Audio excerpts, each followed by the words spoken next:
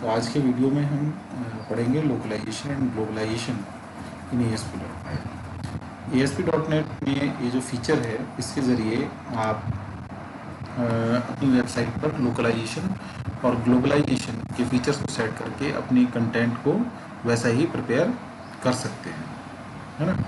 तो इसका फ़ायदा क्या होता है? पहली चीज़, इसके ज़रिए आप अगर आप एक कंट्री, आपके जो यूज़र इंटेंडेड यूज़र हैं, पोटेंशियल यूज़र्स हैं, वो किसी लोकल स्पेसिफिक के हैं, मान लीजिए, है ना, वो एक पर्टिकुलर लैंग्वेज बोलते हैं, वो एक कल्चर को फॉलो करते हैं, है ना, और वो रीजनल स्पेसिफिक अगर इंफॉर्मेशन उस पर वेबसाइट पे ऐड होती है तो उसको कंटेंट को वो ज़्यादा लाइक करते हैं। तो ऐसा अगर आप सपोर्ट अपनी वेबसाइट पर जनरेट करना चाहते हैं तो आपको इस फीचर को यूज़ करना होगा।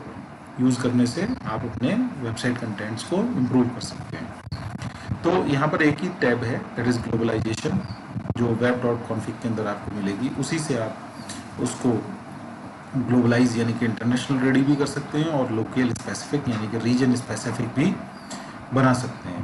ASP.NET में इसके लिए क्लासेस भी बनी हुई हैं, उन क्लासेस का भी आप यूज़ कर सकते हैं for improving the cultural information और region information of your website. So कैसे करते हैं ये हम थोड़ा डिटेल में पढ़ेंगे। पहला है, locale refers to the user preferences such as user interface language.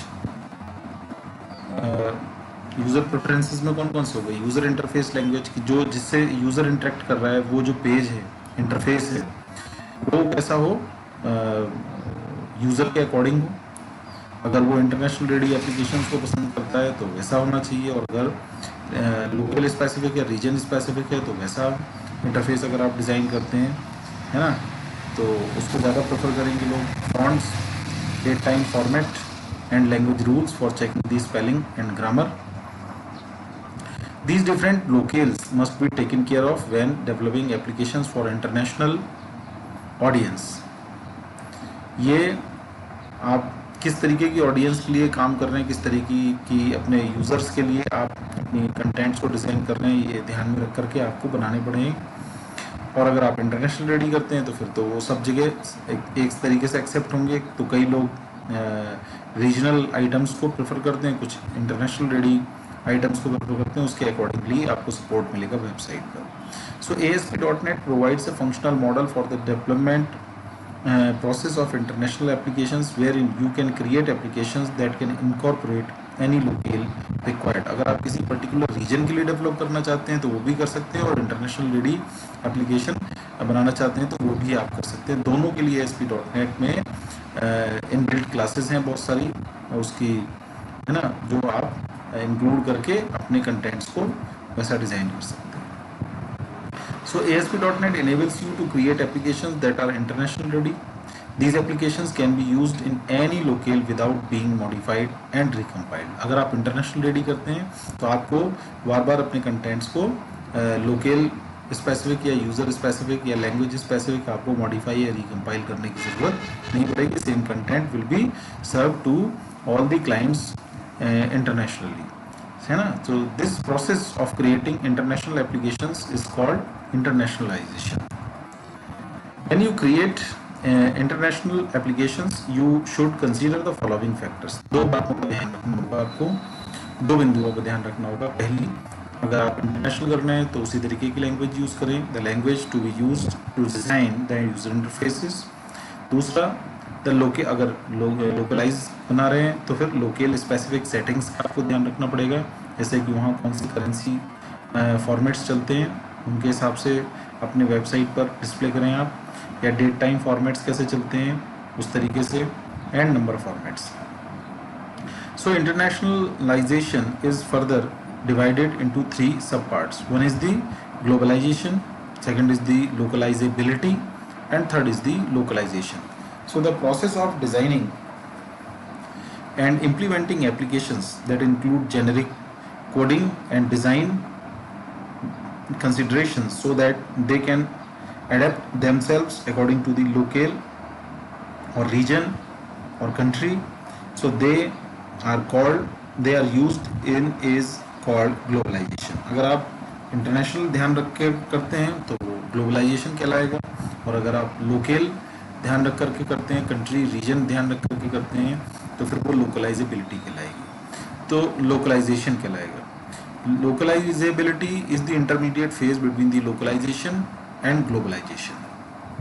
So localisability is a quality assurance phase, कि आप उसको अगर उसकी क्वालिटी ग्लोबलाइज करना चाहते हैं तो उस तरीके से सारे फीचर्स सेट करने पड़ेंगे आपको, और अगर एक पर्टिकुलर रीजन या कंट्री के लिए आप बनाना चाहते हैं तो उस तरीके से उसकी सेटिंग करनी पड़ेगी। So this localisability is a quality assurance phase which verifies that a globalization application is ready for localization by separating the resources from the rest of the application. So proper localizability results in a source code that you will need not to modify during localization. तो अगर आप जैसे source code की बात करें तो source code तो आपको चेंज नहीं करना है, वो तो सर्विसेज होती हैं, है ना। आपको जो यूज़र इंटरफेस पार्ट है उसके ऊपर काम करना होता है, क्योंकि सर्विसेज जो लैंग्वेज कोड्स हैं वो तो सब में एक जैसे रन करेंगे। यूजर इंटरफेसेस पर जो कुछ भी दिख रहा है उस कंटेंट में आपको कंसंट्रेट करना है, और वो सारे कंटेंट्स आपको या तो ग्लोबलाइज रखने हैं या फिर लोकलाइज करने हैं। So after globalization the process of working with resources such as string and image representation for specific locale is called localization. Localization consist primarily of translating the user interfaces. मैंने आपको पहले ही बताया कि लोकलाइजेशन की तरफ अगर आप जाएंगे, जैसे आप मान लीजिए कोई एक वेबसाइट बना रहे जो पश्चिम बंगाल के लिए है, इंडिया में ही बात करें, तो वहाँ पर यूजर इंटरफेसेस पे आप इंग्लिश भले ही लैंग्वेज रखें पर साथ में आपको बांग्ला में भी लिखना पड़ेगा, तो वो वहाँ के यूजर्स पर ज़्यादा एक्सेप्ट वहाँ के यूजर्स करेंगे, एक्सेप्टेंस बढ़ जाएगी। ऐसे ही अगर आप हिंदी रीजन के लिए कर रहे हैं तो उसमें आप इस तरीके से हिंदी साथ में देंगे तो वहाँ के यूज़र्स को ज़्यादा वो प्रेफर करेंगे। तो अलग अलग रीजन में जब आप काम करने जाते हैं अपने वेबसाइट के कंटेंट्स को लेके जाएंगे, तो ये आपको ध्यान रख करके अपने कंटेंट्स के यूज़र इंटरफेसेस के कंटेंट्स में चेंज। तो बात को और डिटेल में समझते हैं। कॉन्सेप्चुअली एक globalised application can be divided into two parts, एक है डेटा ब्लॉक पार्ट और दूसरा है कोड ब्लॉक। कोड ब्लॉक हो गए वो जो सर्विसेज हैं जिनके कोड आपने लैंग्वेज में लिखे हुए हैं, प्रोग्रामिंग लैंग्वेज में लिखे हुए हैं, तो उनके कोड में कोई चेंज नहीं करना है हमको। सारा चेंज किस में करना है? डेटा ब्लॉक पार्ट में करना है। So the data block part consist of user interfaces resources and is local dependent, इसको ही देखता है यूजर, है ना। On the other hand the code block part consist of application code that can work with the data block irrespective of the local. Thus, localization involves working with the data blocks for specific local. ठीक है, तो ये जो है so data can be represented in a number of ways identified as, जो उसका user interface है उसको चेंज करने की बात कर रहे हैं हम। So for localisation you should have a basic understanding of different character sets. तो कैरेक्टर सेट्स क्या होते हैं? So character set is a set of characters group together from different languages. Each character that you input from your keyboard has a code associated with it is called a character code. आप कौन सा keyboard use कर रहे हैं, NG keyboard use कर रहे हैं, डीबीसीएस है या यूनिकोड है, अकॉर्डिंगली वहाँ से जो भी आप कैरेक्टर इनपुट करते हैं कीबोर्ड से वो उसका कोड वैसे ही जाएगा। तो तीन यहाँ पर कैरेक्टर सेट्स हैं, एक तो है एनजी का, अमेरिकन नेशनल स्टैंडर्ड इंस्टीट्यूट का, जो वाइडली एक्सेप्टेड है, और दूसरा है डबल बाइट कैरेक्टर सेट्स, और तीसरा है यूनिकोड। तो जो वाला है वो वाला कैरेक्टर्स के कोड जो है अंदर सप्लाई होंगे मशीन में, और उसी के अकॉर्डिंग उसके कोड पेजेस डिज़ाइन होंगे। इंटर टेबल्स जो डिज़ाइन होंगी वो कोड पेजेस उन्हीं कैरेक्टर सेट से होंगे। तो कौन सा आपके यहाँ फॉलो हो रहा है, उनसे कौन सा कैरेक्टर सेट बन रहा है, और उन कैरेक्टर सेट से ही ये आपके डेटा ब्लॉक्स जो डिसाइड होगा वो होगा, उसी के अकॉर्डिंग फिर लोकल स्पेसिफिक आपको लैंग्वेज स्पेसिफिक जो चेंजेस आपकी वेबसाइट कंटेंट में होंगे वो उसी से होंगे। तो ये चीज़ सिर्फ समझने के लिए कि कौन सा कैरेक्टर सेट आपके यहाँ पर चल रहा है, और सारी जो चीज़ें हैं वो इनमें से जिसमें भी आपका कैरेक्टर सेट है उसके अकॉर्डिंगली आप वहाँ सेटिंग करेंगे, है ना, क्योंकि हर जो करेक्टर सेट है उसी के हिसाब से उसके जो नंबर्स हैं उनके लिए कोड जनरेट होगा, पंचुएशन मार्क्स हैं, करेक्टर्स हैं या अदर स्पेशल करेक्टर्स हैं, है ना, ये सारे जनरेट होंगे। ठीक, नेक्स्ट यहाँ ASP.NET की वेबसाइट में आप ये सारी सेटिंग्स, चाहे वो ग्लोबलाइजेशन की हो, लोकलाइजेशन की हो, या आप कैसे करेंगे, तो उसके लिए यहाँ पर एक सेक्शन है दैट इज कॉल्ड ग्लोबलाइजेशन, जो आपको हर वेबसाइट के अंदर एक फाइल होती है दैट इज web.config, ये कॉन्फ़िगरेशन फाइल है। इसके अंदर ये सेक्शन में आपको इसकी प्रॉपर्टीज में चेंज करने से आप कर पाएंगे। सो ASP.NET provides configuration settings that enables you to access local specific properties for entire application.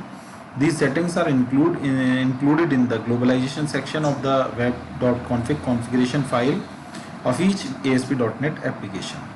The following code shows the configuration settings included in the globalization. तो इसकी ये 5 प्रॉपर्टीज़ हैं। पहला है रिक्वेस्ट एनकोडिंग, जिसमें कि जो आप एनकोडिंग स्ट्रिंग आप आएगी, है ना, वो कौन सी होगी ये आप सेट कर देते हैं, जो भी मैंने पीछे करेक्टर सेट से बताया उससे, और वो उसी तरीके की जो रिक्वेस्ट हैं, रिक्वेस्ट जो आएंगी उनको उसी एनकोडिंग फॉर्मेट में रिसीव करेगा। ऐसे ही मशीन से जो रिस्पॉन्सेस जाएंगे उसकी कौन सी, यहाँ पर कोई भी वैलिड एनकोडिंग स्ट्रिंग्स हो सकती हैं। दूसरा है फाइल एनकोडिंग, फाइल में जो डेटा जाएगा वो किस तरीके से कौन से फॉर्मेट में जाएगा, कौन सी फॉर्मेट यूज़ करेगा, एनी वैलिड एनकोडिंग स्ट्रिंग यहाँ पर हो सकती है। That is then the culture, उस लोकेल का स्पेसिफिक जो कल्चर है वो आप सेटिंग कर सकते हैं, यहाँ पर कल्चर सेटिंग्स कर सकते हैं।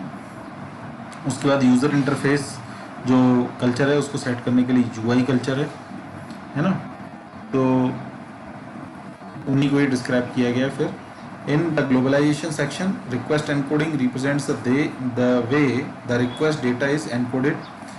रेस्पॉन्स जो मशीन की तरफ से जाता है, response encoding represents the way the response data is encoded. File encoding represents the way the ASPX, ASMX and ASAX are encoded. Culture represents the default culture used to process the web requests. और फिर उसके बाद user interface culture represents the default culture used to search for resources. Then आता है how to set the culture and region of the website.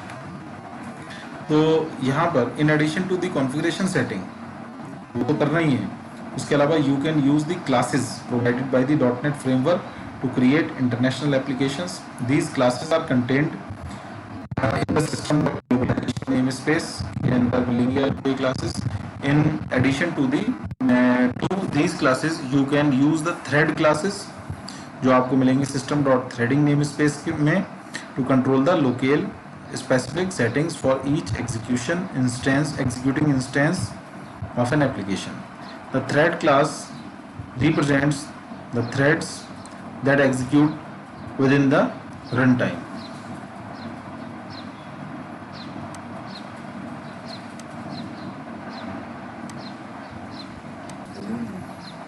तो system.globalization namespace की बात करते हैं पहले। The system.globalization namespace contains classes that enable your application to determine the locale at runtime. This gives you flexibility of creating applications that can automatically adapt themselves to the locale in which they run. तो जैसे ही आप उसको set करेंगे, उसकी जो भी class, वो उसी लोकेल की सारी सेटिंग्स अपने आप ले लेगा। So the classes of the system.globalization namespace define the culture related information। जैसे कि कल्चर का मतलब क्या हो गया, लैंग्वेज कौन सी है, उसका कंट्री या रीजन कौन सा है, वहाँ पर कौन सा कैलेंडर फॉर्मेट यूज़ होता है, डेट फॉर्मेट कौन सा यूज़ होता है, करेंसी फॉर्मेट कौन सा यूज़ होता है, नंबर फॉर्मेट कौन सा होता है, and the sort order for strings वहाँ किस तरीके से होता है। तो ये सारी चीज़ें जो है ये अपने आप वहाँ सेट हो जाएंगी जैसे ही आप उसकी क्लास सेट करते हो। The following section describes the culture information and region information. तो ये जो क्लास आप सेट करोगे उसमें 2 फीचर होते हैं, एक तो कल्चर इन्फो सेट करना होती है क्लास आपको, और दूसरी रीजन इन्फो क्लास आपको सेट करनी पड़ती है। कल्चर इन्फो क्लास के लिए आप देखें तो उसमें जो दिए हुए हैं जो सेटिंग के लिए, वो है एक कोड है। वो कोड का ऐसे आप सेट करोगे, उसमें पहला पार्ट दो करेक्टर, स्मॉल करेक्टर्स जो हैं वो लैंग्वेज के लिए हैं, फिर डैश है, उसके बाद जो सेकेंड 2 करेक्टर्स हैं कैपिटल के, वो कंट्री या रीजन कोड को रिप्रेजेंट करते हैं।